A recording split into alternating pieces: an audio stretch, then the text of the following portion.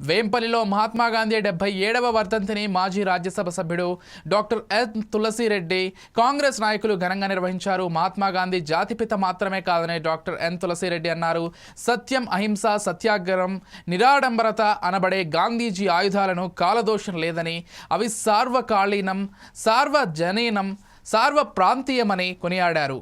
సంపూర్ణ మద్యపాన నిషేధం గాంధీజీ ఆశయమని, ఆ దిశగా ప్రభుత్వాలు ఆలోచించాలని సూచించారు.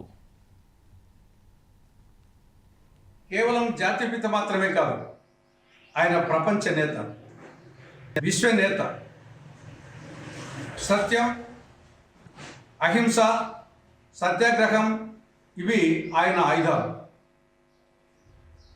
మహాత్ముని ఆయుధాలు ఇంద్రుని వజ్రాయుధం కంటే, అర్జునుని గాంధీవం కంటే, కృష్ణ పరమాత్మ సుదర్శన చక్రం కంటే శక్తివంతమైనవి.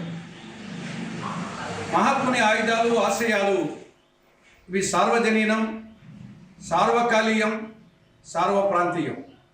అన్ని కాలాలకు, అన్ని ప్రాంతాలకు, అందరికీ వర్తించే ఆశయాలు, ఆదర్శాలు, ఆయుధాలు మహాత్మా గాంధీ యొక్క ఆయుధాలు. ఆయన ఈ భూమి మీద ఇటువంటి వ్యక్తి జీవించాడా అని దార్శనికానికి ప్రతీకగా ఆ వైపు బీజేపీ ఉంది. ఈ సైద్ధాంతిక పోరాటంలో గాంధీయిజం గెలవాల్సిన చారిత్రక ఆవశ్యకత ఉంది.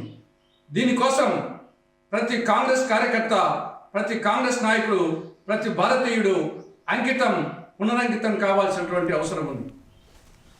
అదే